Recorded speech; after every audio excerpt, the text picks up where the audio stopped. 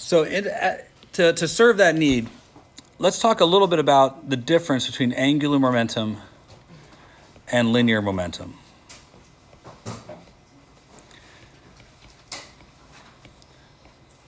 Wow, that's some pretty messy handwriting. And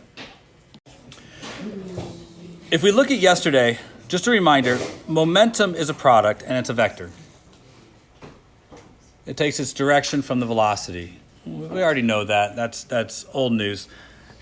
We use a capital L for angular momentum. And be aware, we're going to use a lowercase l for angular momentum too later in the week. So capital L represents the angular momentum of a rigid body.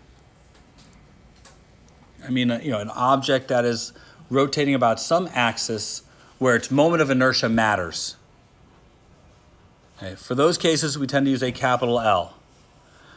And the calculation should not be a surprise. It is the product of the moment of inertia times the angular velocity. Angular velocity, not speed. So its direction matters. The direction of the angular momentum is taken from the direction of the angular velocity. As we saw yesterday, messing around with the direction of an angular velocity can have effects on your angular momentum. You flip the spinning wheel, your body has to rotate in the opposite direction to maintain a constant angular momentum. It's at this point I probably should throw out there something that is not widely understood, and that is angular momentum and linear momentum aren't like angular kinetic energy and linear kinetic energy. In those instances, an object that has energy can have both linear and angular kinetic energy, and we would sum them to get the total energy. But it's quite plausible that I can have just some object in space rotating about some point within the object with some angular velocity, while the entire object's center of mass also has a linear velocity. And so just imagine some asteroid tumbling through space. The linear velocity and angular velocity don't sum to give you the total. The angular momentum and linear I blew that. And it's been recorded now, so it'll be there forever. The clock there is just counting up, mocking me, knowing I made a mistake. I hate you, clock.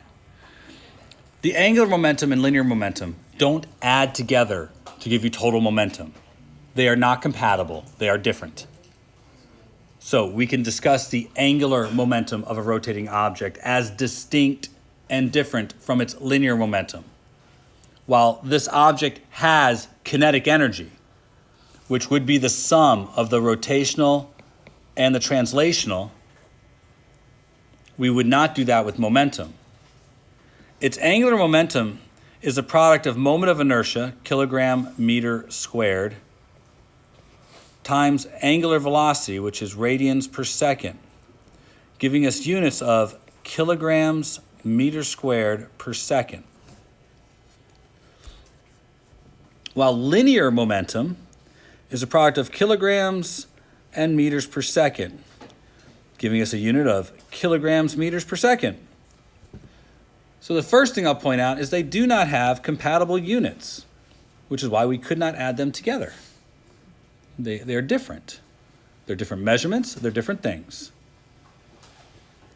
Now, it is quite possible that a net force acting on this system could cause changes to the energy. Should not be a surprise that if I apply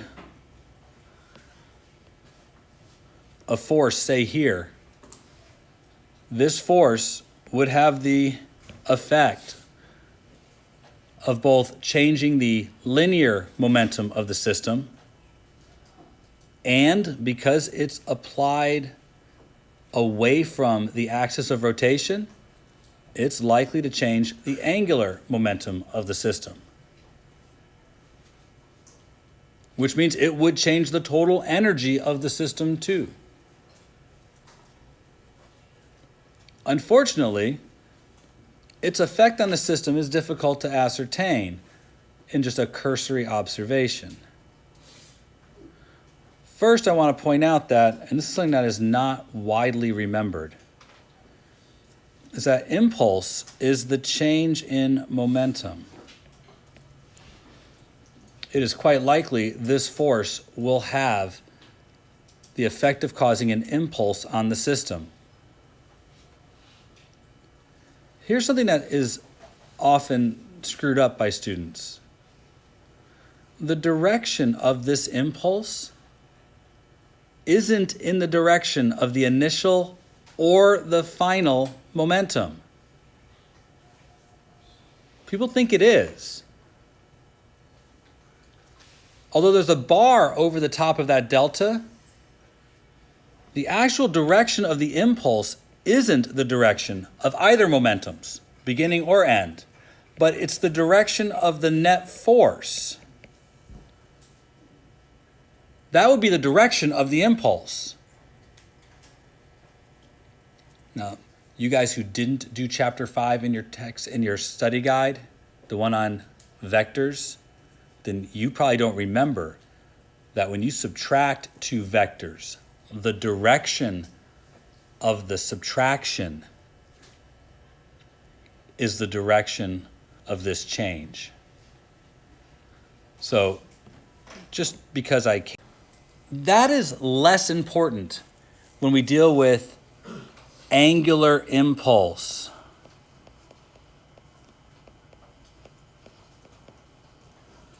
If we keep the analogy going, there's got to be a delta L, a change in the angular momentum. And if I continue with this analogy, I think you guys know what it's going to be. It's probably going to have to do with net torque and time. In the same way that momentum has a change that deals with net force and time.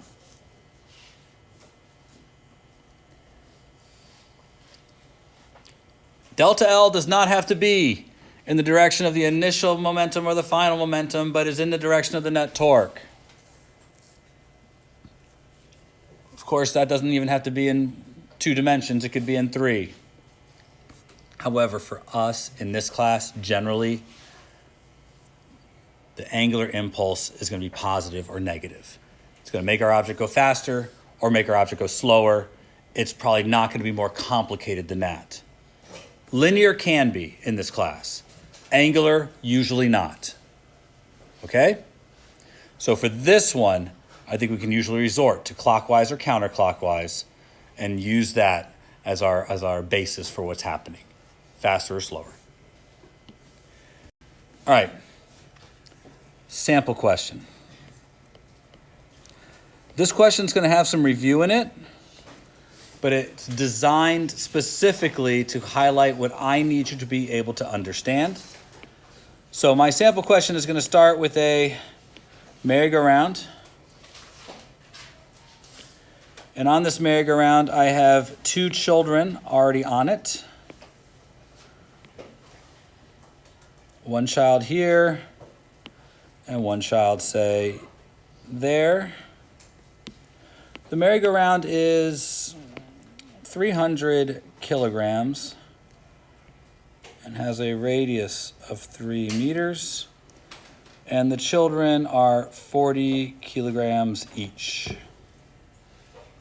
Okay? A third child stands outside the merry-go-round. And they apply a 50 Newton force for 10 seconds. The force is applied at the outer edge. Now, I'm going to ask a series of questions about this. Some of it is review, some is not. None of it particularly hard, but I'm going to step you through pieces of this question. My first question, I think you can anticipate. I would like you to find the angular impulse applied to the merry-go-round. Now, we are going to assume that the merry-go-round has an initial angular momentum of 0. So the first thing I want you to do, really easy, is find the angular impulse applied to the merry-go-round. We weren't really troubled by doing it. you did have to calculate the torque. And the only real difference we had here was that to calculate the impulse, we would have to calculate the torque first and then multiply by the time. Now, we couldn't solve it a different way. We don't have enough information. We don't know the angular speed of the system. So we had to pursue it this way, and there were some key indicators as to why to do it this way. Hopefully you figured out they gave us force. That seems like a pretty big one. Now, knowing that this is 1500 and the units here, meter, Newton, second, right? Unit of torque is meter, Newton. Unit of time is seconds. But that's also meter, kilogram, meter per second squared, seconds, right? So cancel out one of the seconds, double up on the meters, and I get 1500 kilogram meters squared per second, the unit of momentum. We good? So this does represent delta L of our system. It is the change in momentum of our system. You should be able to tell me how fast the merry-go-round is going due to this impulse. You recognize by me asking what the speed of the merry-go-round is, you could have said net torque equals I alpha, and then from there did, all right, motion equation. Gotcha. We don't have to go this route. There are always alternatives, especially in cases where there's a constant net force. But the reason why I want you to do it this way is because something we're going to do in a few moments. So we now have a change in angular momentum. To find the angular velocity, I can just set this equal to L final minus L initial, which is going to be I omega.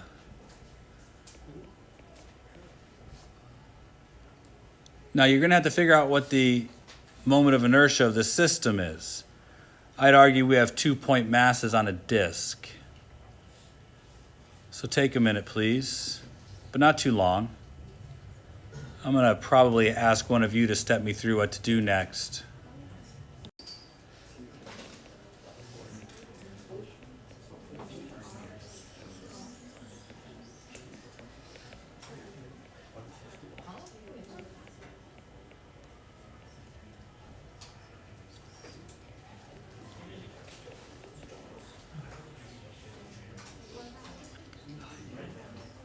How's that?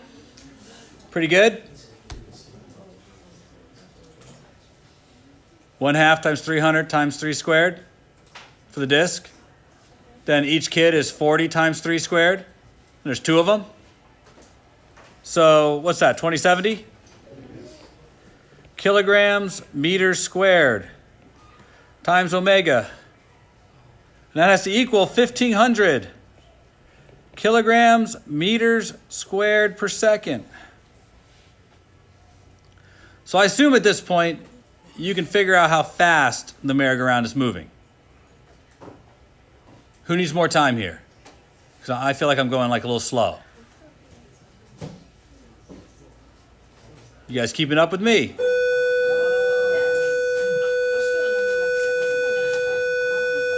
0.72 radians per second. Now look, the kid's going to jump onto the merry-go-round.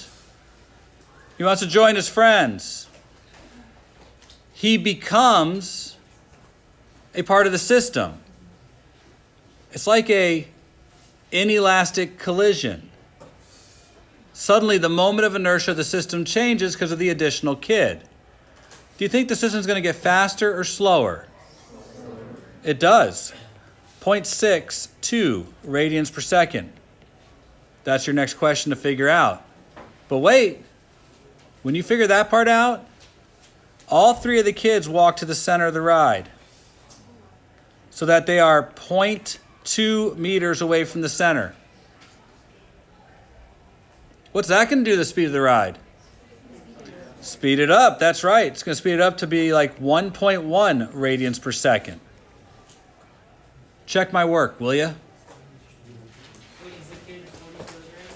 Yeah. Check my work. A little bit about your education. If this was momentum initial for my object, and now after the force is applied, this is momentum final for my object. If I wanted to figure out the direction of the impulse, I would have to take the final vector, place it here, so quite literally just move it over to there, and this is the direction of delta P. And that would be the direction of the force that acted on it. So this is review, but a lot of people don't think of this correctly. That delta P has a direction that is different from P final and P initial. That delta P's direction is in the direction of the net force.